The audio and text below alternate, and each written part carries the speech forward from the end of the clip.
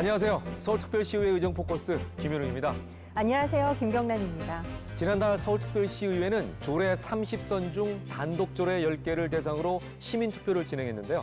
서울 시민이 뽑은 서울시 최고 조례로 무상급식 조례인 서울특별시 친환경 학교급식 등 지원에 관한 조례가 선정됐습니다. 해당 조례안을 통해 2010년 12월부터 전면적인 무상급식이 이루어진 만큼 전체 2,054표를 차지해 14.3%의 지지를 얻었습니다. 2위는 1위와 50표 차이로 시민들의 숨쉴 권리를 최우선으로 보장한 서울특별시 미세먼지 저감 및 관리에 관한 조례가 선정됐습니다. 그리고 시민들이 뽑은 대표 조례 3위에는 교통약자들의 이동권 보호를 위해 제정된 서울특별시 교통약자의 이동 편의 증진에 관한 조례가 선정됐습니다. 앞으로도 서울 시민이 더욱 행복하고 안전한 삶을 살아갈 수 있도록 다양한 조례가 제정되기를 기대합니다. 서울특별시의회 제301회 정례회와 함께하는 의정포커스, 본회의 주요 활동 소개와 함께 지금 시작하겠습니다. 서울특별시의회 제301회 정례회가 지난 6월 10일부터 7월 2일까지 23일간 열렸습니다. 6월 15일에 개회식을 하고 2021년도 제1회 추가경정 예산안에 대한 시정연설을 개최했습니다.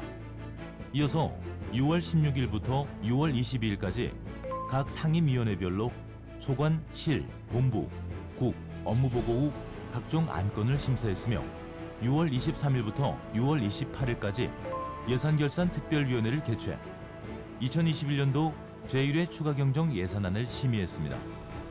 김인호 의장은 제301회 정례회 개회사를 통해 제10대 서울시의회가 후반기로 접어든 지 1년이 다 되어간다고 밝히며 취임 시 약속했던 서울의 공동 책임자로서 흔들림 없는 시정을 하겠다는 약속, 일상 회복을 위해 최선을 다하겠다는 약속, 자치분권의 도약을 이루겠다는 약속을 지키기 위해 지난 1년을 달려왔다고 밝혔습니다. 우리는 모든 정책적 역량을 코로나19로 침체된 민생을 회복시키고 새로운 자치분권의 기틀을 닦는 데 쏟아야 합니다. 서울시의회는 시민 한 분 한 분이 잃어버린 기쁨을 되찾을 수 있도록 조력자의 역할을 다하겠습니다. 내 삶의 자긍심과 사회의 주인의식을 되찾아 서울에 더 깊이 뿌리낼 수 있도록 입법, 재정적 노력을 아끼지 않을 것입니다.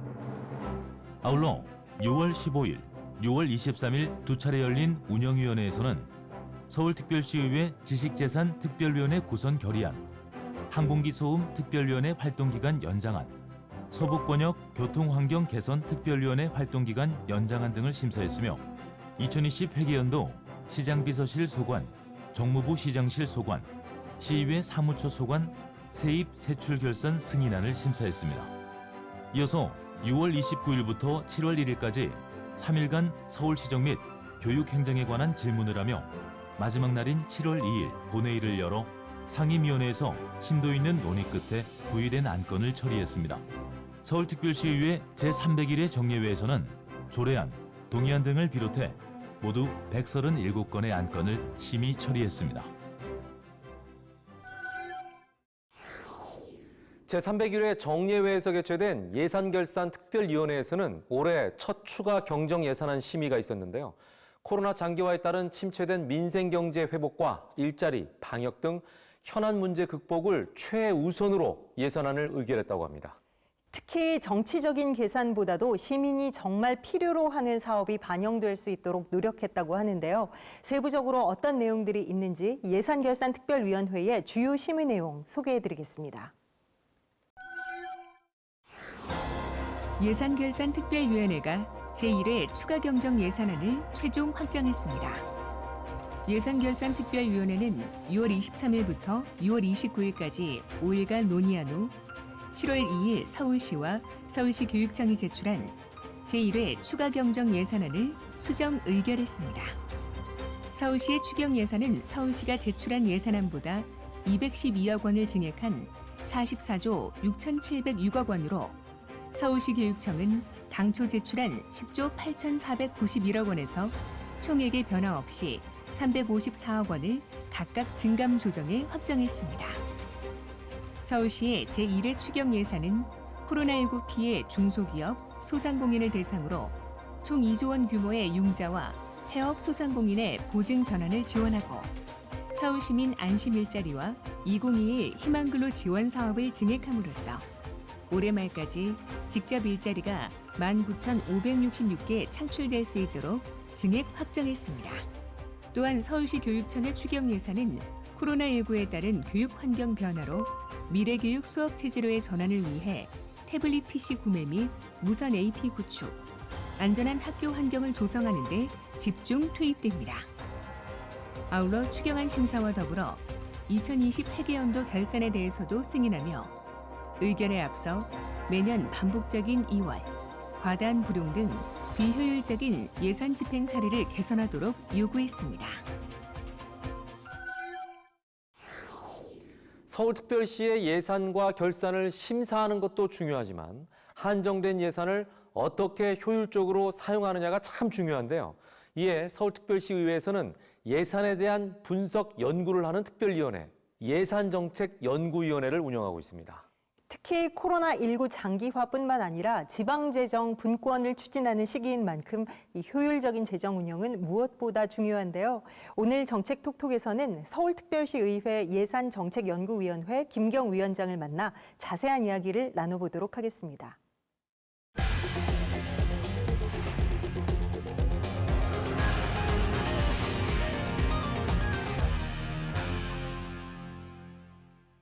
위원장님 안녕하세요. 반갑습니다. 네, 반갑습니다. 안녕하세요.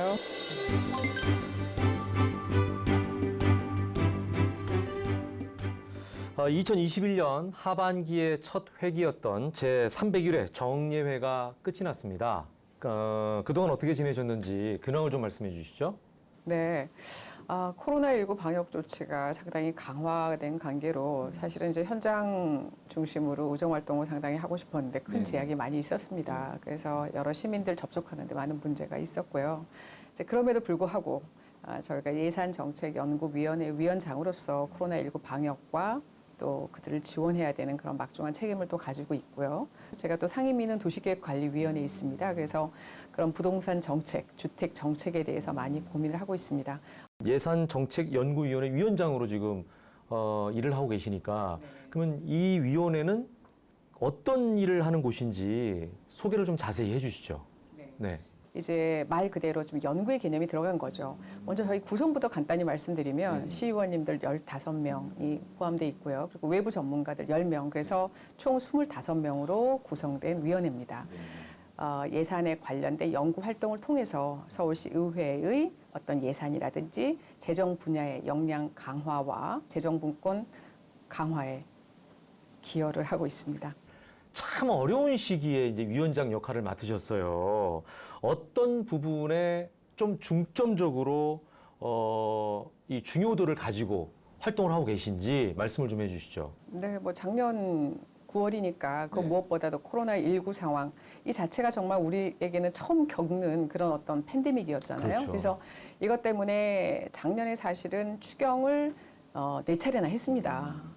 그래서 방역 강화에 대한 것, 또 재난 지원금도 저희가 이제 지급을 했고요. 또 중소상인들에 대한 지원 뿐만 아니라 포스트 코로나 대비해서 좀 집중적으로 어떤 예산을 또 편성하도록 하는 그런 고민들도 했습니다. 그런데 이제 저희가 어떤 이렇게 예산 편성이라든지 이런 거에만 그치지 않고 그러면 추경 4차례나 집행을 했는데 이런 예산들이 제대로 집행이 되었는지 이런 부분에 대해서도 저희 예산정책연구위원회하고 또 예산정책 담당관이 이런 결산 분석 보고서를 또 통해서 이런 것들을 좀 꼼꼼하게 다시 파헤쳐 본다든지 그리고 미흡한 부분에 있어서는 또 이것들을 지적을 하고 서울시 집행부가 이것들을 시정하도록 또 촉구하는 그런 일들을 했습니다. 네.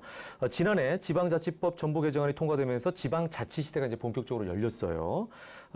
그러면서 이제 강조되는 게 바로 지방재정 분권인데요. 현재 상황은 어떻습니까, 위원장님? 우선 이번 이제 문재인 정부가 지방재정 분권을 나름대로 어떤 국정 과제로 제시를 했습니다. 그런데 이것이 단순하게 어떤 선언적인 그런 발표에만 그치는 것이 아니라 1단계 재정 분권 과제까지 완전히 완료했다는 거. 그래서 이제 얼마 전에 저희가 관련해서 이제 포럼도 열고 토론회도 진행을 했는데요.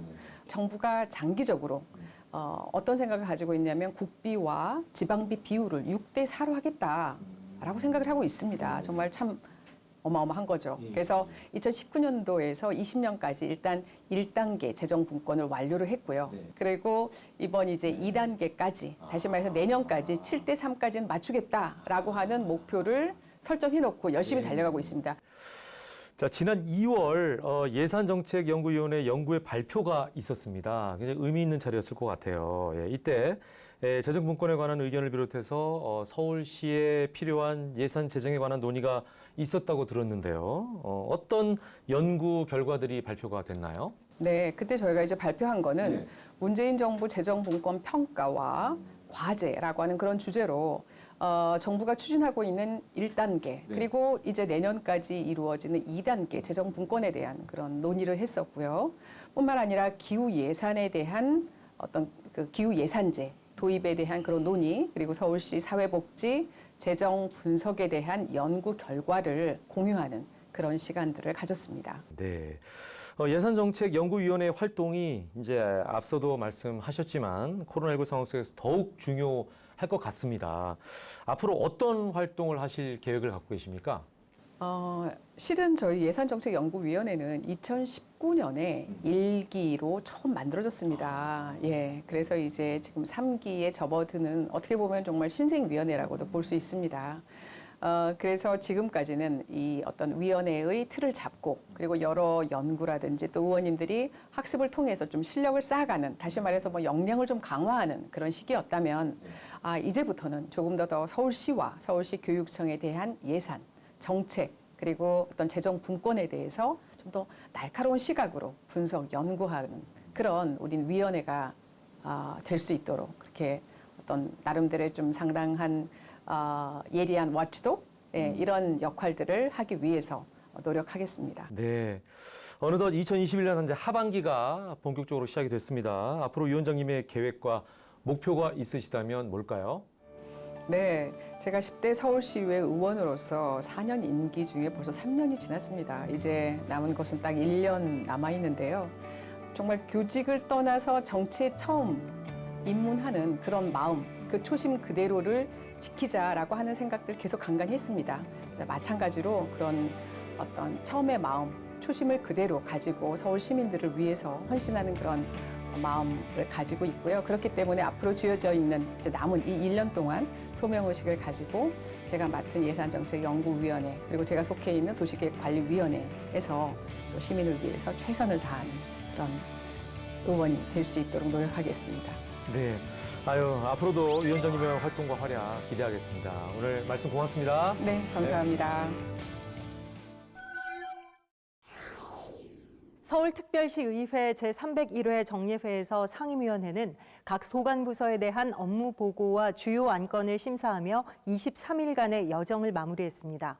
그럼 먼저 행정자치위원회와 기획경제위원회, 환경수자원위원회 소식부터 차례대로 살펴보겠습니다. 행정자치위원회가 예산은 국민의 세금이기 때문에 항상 제대로 쓰이고 있는지 평가와 점검을 당부함과 동시에 안일한 재택근무에 대해 지적했습니다. 장려하다 보니 담당 부서의 자료 내지는 이야기를 하기 위해서 연락을 했을 때 재택근무 중입니다. 재택근무라는 게 행정국장님이 말씀하셨던 것처럼 사무실에서 하던 일을 집에서 하셔서 업무에는 지장이 없도록 해주셔야 되는 거예요. 또한 마을 공동체 공간 모니터링, 마을 활력소 홍보에 대한 불용률은 높은 반면 종이류 등의 기본 경비 집행 내역이 높은 것에 대해 강력히 지적했습니다. 종이 200% 넘게 쓰지 마시고 앉아서 심의위원회에서 심의만 하지 마시고 이 모니터링 예산 50%씩 불용하지 마시고 현장을 좀 나가보셔라, 현장의 목소리를 들어보셔라 라는 말씀을 다시 한번 드립니다.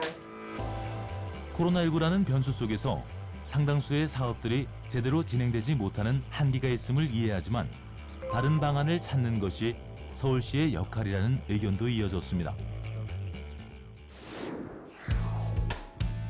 기획경제위원회가 코로나19라는 불확실한 상황 속에서 행사성 사업보다는 기업들의 판로 개척 지원에 집중해 줄 것을 제안했습니다.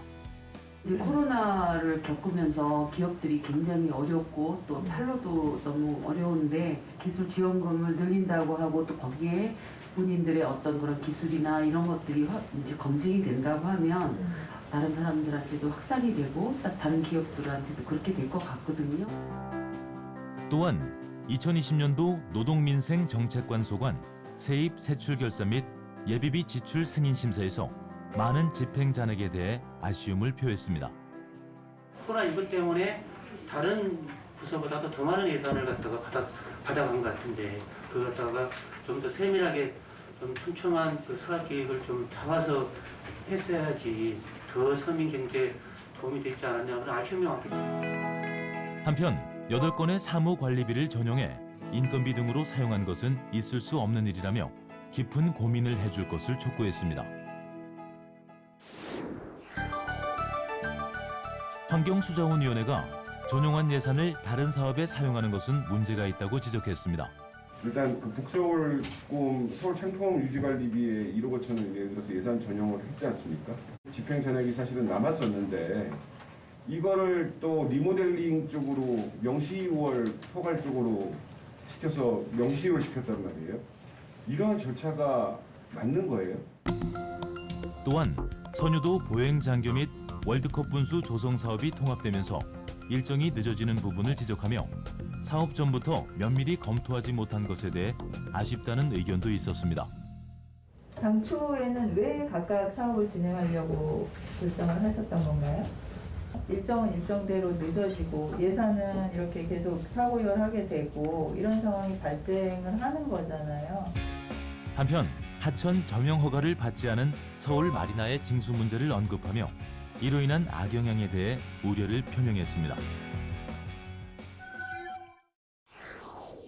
보건복지위원회가 청년희망 플러스 통장 사업을 내실화해 보다 많은 청년들이 혜택을 받을 수 있도록 확대 운영할 것을 제안했습니다. 이 밖에도 어떤 정책 제안과 점검이 이루어졌는지 문화체육관광위원회와 보건복지위원회 그리고 도시안전건설위원회 소식 이어서 만나보겠습니다. 문화체육관광위원회가 코로나가 지속되는 상황인 만큼 추진이 어려운 사업은 제외해 시민들의 혈세를 낭비하지 말 것을 당부했습니다. 또한 문화예술시설과 단체가 잘 운영되기 위해서는 콘텐츠 발굴이 필수임을 강조했습니다.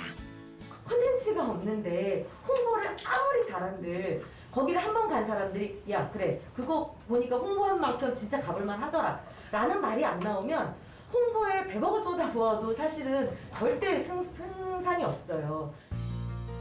한편 양질의 문화공연 전시를 위해서 재단에서 후원금 확충을 위해 적극적으로 노력해 줄 것을 당부했습니다. 보건복지위원회가 시각장애인 원격 생활안전 서비스 엔젤아이즈 어플의 태만한 관리, 운영을 지적했습니다. 실질적으로 정말 이용을 안 하는지, 이용을 안 하면 왜 안 하는지, 홍보가 없어서 안 하는지, 시스템 자체 문제가 있어서 안 하는지 이런 것들을 종합적으로 판단해보고 결정해야 될 문제라고 생각하고요. 또한 코로나19 백신 접종이 본격화됨에 따라 백신 유급 휴가를 사용하지 못하는 노동 취약계층에 대한 대책 마련이 필요하다는 지적입니다. 백신 이후에 후유증을 극복하고 다시 현장으로 돌아갈 수 있다는 이야기를 성실히 해야 된다고 봅니다. 한편 병원 내 환자들의 생명과 직결되어 있는 스프링클러를 빠른 시일 내에 설치하고 지속적으로 작동 점검을 해줄 것을 주문했습니다. 도시안전건설위원회가 서부간선 지하도로 공사 시 안전관리에 철저를 기해 줄 것을 당부했습니다. 이번에 문제됐던 것보다는 시설물을 이제 보강이 돼 있는데 중요한 건 보도자를 몇 번을 내셔갖고 보도자를 몇 번을 내서 시민들이 좀 인지를 빨리 할 수 있게 하는 것과 하나를 참고를. 또한 미세먼지, 황사 등이 심각한 사회 문제로 떠오른 만큼 시민 누구나 쾌적한 환경을 영위할 수 있도록 노력해 줄 것을 당부했습니다. 앞으로 그 지향해야 될 목표가 미세먼지에 대해서, 재난에 대해서 대비해서 꼭 어떤 문제가 터져가지고 그때 연구하는 것보다는 먼저 연구를 해가지고 대응할 수 있는 그 체제로 그렇게 하셔야 되지 않을까 싶습니다. 한편 크라우드 소싱 기술 공모를 통해 코로나 특허형 마스크 기술 6종을 발굴한 만큼 판로 개척에도 신경 써줄 것을 제안했습니다. 도시계획관리위원회가 취약계층의 주거 안정을 위해 주거급여 수급자 발굴 담당자를 증원해서라도 주거급여 수급자를 적극 발굴할 것을 주문했습니다. 계속해서 도시계획관리위원회와 교통위원회, 교육위원회 소식까지 전해드리겠습니다. 도시계획관리위원회가 지역발전본부 소관의 많은 사업이 사고 이율된 점을 질타했습니다. 그리고 전반적으로 보면 또 사고 이월되는 그런 사업들이 상당히 많이 있더라고요. 9건이에요. 그러니까 이게 다 준공기한이 다 재연장이 된 거예요. 지금 그것이 저희 발주부서에서 내용을 추가해서 그런 건지 아니면은 그것을 수탁받은 기관에서 사업을 제대로 진행을 못해서 그런 건지 그런 게 궁금해서요.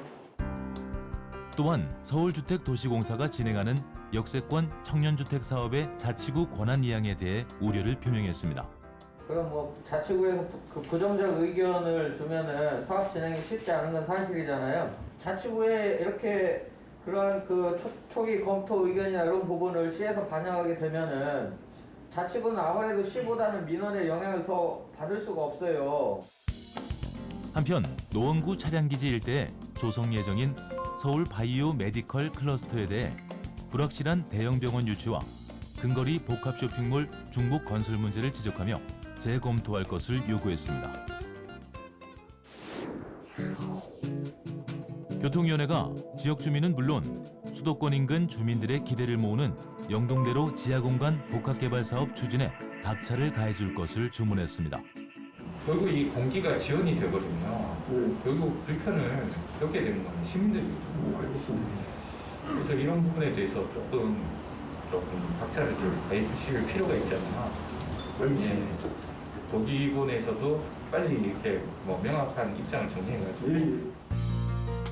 서울시설공단 관할 공공상가의 공시를 청년, 취약계층 창업 등에 활용하자며 제안했습니다.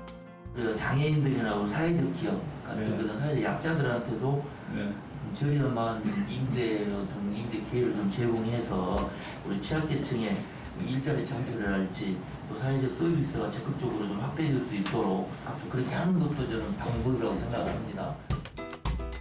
한편 위례신도시 수건 사업인 위례선 트램 사업이 패스트 트랙 방식인 설계 시공 일괄 입찰 방식으로 확정된 가운데 우선 시공분이 예정대로 착공될 수 있도록 준비에 최선을 다해줄 것을 주문했습니다. 교육위원회가 예산의 많은 부분을 차지하는 인건비에서 상당한 불용액이 나온 점에 대해 지적했습니다. 지방공무원 인건비만 해도 수령 예산에서 100만 원이니까 100만 2억 정도, 그 정도 증액했어요. 근데 불용은 얼마나 났죠? 불용이 222억이에요. 그러면은 작은 돈이라고 생각하실지 모르겠지만 이거를 우리가 증액을 할 필요가 있었나? 또한 온라인 공유형 교육 플랫폼 서울런이 사교육을 부추긴다며 공공의 민간 영역 침해라고 지적했습니다. 서울런 사업은 한마디로 강남 인강 벤치마킹입니다. 강남 인강은 뿐만 아니라 본 사업도 사전의 정책의 타당성과 실효성을 충분히 검토하지 않았다라는 부분. 270억 혈세를 투입해서 한다면은 또 한 번 사교육의 일타 강사들의 홍보할 기회만 제공한다. 한편 서울시 교육청의 희망급식 바우처 제도에 대한 다수의 민원이 발생하는 문제를 지적하며 사전조사를 적극 시행할 것을 주문했습니다. 코로나19 장기화에 따라 외부 활동이 조심스러운 요즘 우리 아이들이 많이 힘들어하고 있는데요. 이에 우리 아이들이 안전하게 마음껏 뛰어놀며 자연을 체험할 수 있는 유아숲 체험장이 주목받고 있습니다. 특히 도시에서 숲 체험 활동 경험이 적은 아이들을 위해 숲 해설이 가능한 유아숲 지도사가 자연과 교감할 수 있도록 돕는다고 하는데요. 시민체험단이 유아숲 체험장을 다녀왔습니다. 함께 만나보시죠.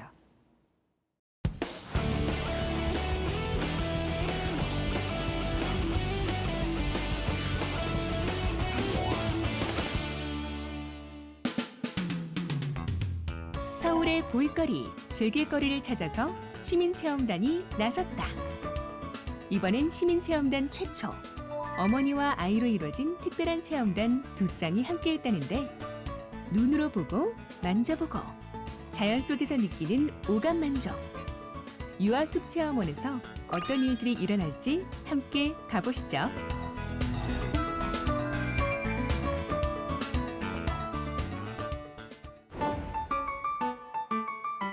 오늘 시민체험단이 찾은 곳은 마포 문화비축기진의 매봉산 유아숲 체험원인데요. 함께하는 시민체험단은 5살 동갑내기 사촌자매와 친자매지간인 어머니들입니다. 요즘 아이들이 아파트 단지 안에 놀이터에서만 놀다 보니까 자연을 접할 기회가 별로 없더라고요. 그래서 이렇게 좋은 기회가 왔을 때 아이들한테 즐거운 숲 체험을 해주고 싶어서 신청하게 되었습니다. 오늘 유아숲 체험을 함께할 유아숲 지도사 선생님, 친구들과 인사를 나눈 후 기대하던 수업이 시작됐는데요. 이 나무가 바로 도토리가 열리는 갈참나무예요. 살아있는 사슴벌레 발견. 여기 집게는 딱 물리면 집게 무서우니까. 유아숲 지도사 선생님의 설명과 함께 사슴벌레를 가까이에서 관찰해보는 아이들. 아이 눈높이에 맞는 설명이 더해져 더 즐겁습니다. 아이들이 자유롭게 여기서 뛰어다니고 움직이기 때문에 건강에 많은 도움이 되고요. 그리고 곤충들이라든지 지렁이, 작은 벌레들도 생명이 있다는 것을 알게 돼서 좋은 것 같습니다. 매봉산 유아숲 체험원은 도심 속 아이들의 정서 함양과 성장에 도움이 될 수 있도록 다양한 시설물을 설치해두고 자연을 함께 관찰하며 생태와 계절의 변화를 느낄 수 있도록 돕습니다. 친구들과 함께한 오늘의 수업이 끝이 나고 우리 시민체험단을 위한 유아숲 지도사 선생님의 보충 수업이 있었는데요. 평소 스쳐 지나가던 식물들도 유아숲 지도사의 설명이 더해지니 어머니도 아이들도 호기심 가득입니다. 유아숲 지도사 선생님은 시민체험단을 위해 특별한 체험을 준비했다는데요. 오늘 생태 교란종으로 지정된 돼지풀에 대해서 알아보고 돼지풀을 뽑아보는 프로그램을 할 건데 돼지풀은 꽃가루가 아이들에게 알레르기를 일으키거든요. 그래서 꽃이 피기 전에 아이들과 함께 뽑아보기로 하겠습니다. 유아숲 지도사와 함께 시민체험단에게 주어진 특명. 생태계 교란종 돼지풀을 찾아라. 풀이나 이런 거 뽑으면 안 되는데 선생님 나쁜 사람인가? 이거 뽑아서? 지금 보시는 것이 돼지풀인데요. 숲 곳곳을 찾아다니는 시민체험단. 우리 시민체험단 잘 찾을 수 있을까요? 숲속의 많은 식물들 사이에서 돼지풀을 찾는 것도 신기하지만 생태계 교란종을 없애는 데 보탬이 된 것이 더욱 뿌듯한 시민체험단입니다. 저희 아이 같은 경우는 자연 관찰을 평소에 굉장히 좋아하는데 뭐 사슴벌레도 가까이서 볼 수 있었고 그 외에 뭐 나무들이나 아니면은 뭐 생태계 교란종이나 이런 거에 대해서 좀 다양하게 알 수 있어서 좀 뜻깊은 시간이 아니었나 생각이 듭니다. 도심 속에서 아이들이 오감을 통해 자연을 느끼고 즐겁게 체험할 수 있는 유아숲 체험원을 시민체험단이 함께 해봤는데요. 오늘은 아이들과 함께 자연을 느끼고 관찰하는 시간을 가져보시길 바랍니다. 제300일의 정예회에서 가결된 많은 조례안 중 서울 시민이라면 알아야 할 조례안 베스트 3를 소개합니다. 서울 시민이라면 알아야 할 제300일의 정예회 조례안 베스트 3. 3위, 서울특별시 고독사 예방 및 사회적 고립가구 안전망 확충을 위한 조례 일부 개정 조례안. 심각한 사회 문제로 대두된 고독사를 예방하기 위해서 고독사 위험자 및 사회적 고립가구에 대한 조기 발견 및 지원 체계 강화를 위한 조례안입니다. 서울 시민이라면 알아야 할 제300일의 정예회 조례안 베스트 3. 2위, 서울시 교육청 학교급식 운영조례 일부 개정 조례안. 해당 조례안이 가결됨에 따라 학교급식 예산 및 운영, 식단표, 식재료 원산지뿐만 아니라 학교급식의 질, 학생들 만족도 조사까지 공개됩니다. 서울 시민이라면 알아야 할 제301회 정례회 조례안 베스트 3. 1위. 서울특별시 노인 장애인 보호구역 지정 및 관리에 관한 조례 일부 개정 조례안. 노인과 장애인의 통행 빈도가 높은 노인 장애인 보호구역을 보행 우선구역 또는 보행 환경 개선지구로 지정해 취약계층이 더욱 안전하게 보행할 수 있게 됐습니다. 서울특별시의회가 올해 지방의회 부활 30주년을 맞아 지방본권 CM송, 지방본권 드라마 등 지방본권 홍보 영상을 공식 유튜브 채널에 공개했습니다. 네, 지방분권 CM송은 중독성 있는 멜로디와 쉬운 가사를 통해 누구나 쉽게 지방분권과 자치분권을 이해할 수 있도록 하고 있고요. 지방본권 드라마는 등장인물들의 몰입도 높은 연기와 탄탄한 대본, 극적 연출을 통해 서울특별시의회 지방본권 7대 과제 중 하나인 자치입법권의 필요성을 강조하고 있습니다. 네, 지방분권 홍보 영상을 보시면서 지방의회 부활 30주년의 의미를 꼭 한번 생각해보는 시간을 가져보시길 바랍니다. 서울특별시의회 제301회 정례회와 함께한 의정포커스는 여기서 마치겠습니다. 시청해주신 여러분 고맙습니다.